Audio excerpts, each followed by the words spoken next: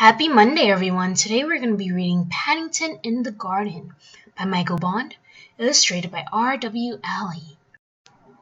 One morning, Paddington went out into the garden and began making a list of all the nice things he could think of about being a bear and living with the Browns.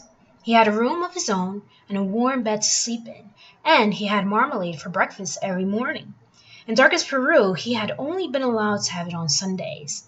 The list was soon so long he had nearly run out of paper before he realized he had left out one of the nicest things of all.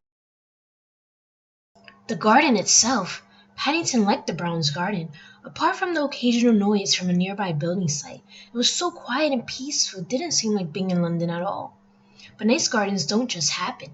They usually require a lot of hard work, and the one at number 32 Windsor Gardens was no exception. Mr. Brown had to mow the lawn twice a week, and Mrs. Brown was kept busy weeding the flower beds. There was always something to do. Even Mrs. Bird lent a hand whenever she had a spare moment.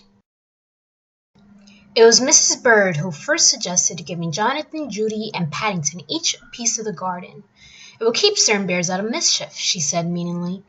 "And it will be fun for Jonathan and Judy as well." Mr. Brown agreed it was a very good idea, and he marked out 3 plots at the far end of the lawn. Paddington was most excited. "I don't suppose there are many bears who have their own garden," he exclaimed. Early the next morning, all 3 set to work. Judy decided to make a flower bed, and Jonathan had his eye on some old paving stones. Paddington did not know what to do.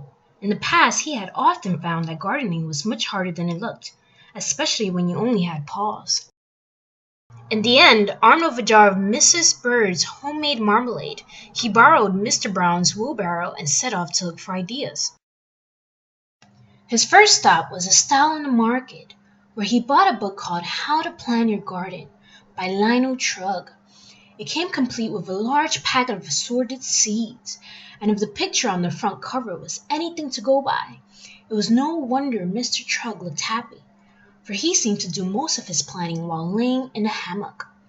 By the end of the book, without lifting a finger, he was surrounded by blooms.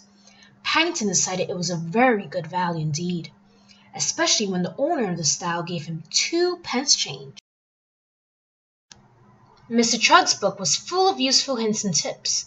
The first one suggested that before starting work, it was a good idea to close your eyes and try to picture what the garden would look like when it was finished.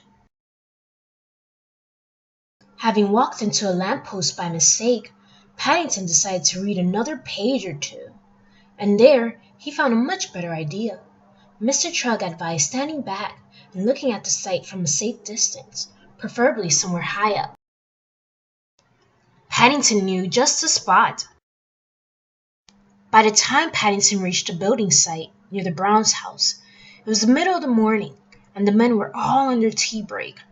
Placing his jar of marmalade on a wooden platform for safekeeping, he sat on a pile of bricks for a rest while he considered the matter. There was no one about, and there was a ladder nearby.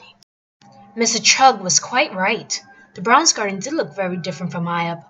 But before he had time to get his breath back, Paddington heard the sound of an engine starting up.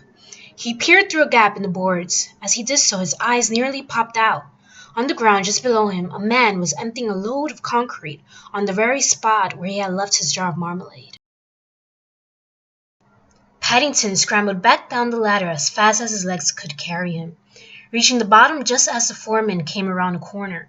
"Is anything wrong?" asked the man. "You look upset." "My jar's been buried," exclaimed Paddington hotly, pointing to the pile of concrete. "It has some of Mrs. Bird's best golden chunks in it, too." "I won't ask how your jar got there," said the foreman, turning to Paddington as his men set to work, clearing the concrete into small piles, "or what you were doing up the ladder." "I'm glad of that," said Paddington, politely raising his hat. Suddenly, there was a whirring sound from somewhere overhead, and to Paddington's surprise, the platform landed at his feet. "My marmalade!" he exclaimed thankfully. "Your marmalade," repeated the foreman, staring at the jar. "Did you say marmalade?" "That's right," said Paddington. "I put it there ready for my Levinses." It must have been taken up by mistake. Now the top's come off. It was the foreman's turn to look as though he could hardly believe his eyes. That's special quick-drying cement, he wailed. It's probably rock hard already, ruined by a bear's marmalade. No one will give me 2p for it now. I will, said Paddington eagerly. I have an idea. Paddington was busy for the rest of the week. When the builders saw the rock garden he had made, they were most impressed, and the foreman even gave him some plants to finish it off until seeds started to grow. It's National Garden Day on Saturday, he said. There are some very famous people judging it. I'll spread the word around. You never know your luck. The foreman was as good as his word, and on Saturday, half the neighborhood turned up at number 32 Windsor Gardens to see the judges arrive. Paddington nearly fell over backwards with surprise when he discovered that no less a person than Mr. Lionel Trugg himself was leading the procession. It's very good of you to get out of your hammock, Mr. Trugg, he exclaimed. Not at all, said Lionel Trugg. My pleasure, I must say. I love your orange stones. Where did you find them? I didn't, said Paddington. I think they found me, thanks to the builders. Congratulations, said Mr. Trugg as he handed Paddington a gold star. It's good to see a young bear taking up gardening. I hope you'll be the first of many. Who would have believed it, said Mr. Brown as the last of the crowd departed. You must write and tell Aunt Lucy all about it, said Mrs. Bird. They'll be very excited in the home for retired bears when they hear the news. Paddington thought that was a good idea, but he had something to do first. He wanted to add one more important item to his list of all the nice things there were about being a bear and living with the Browns.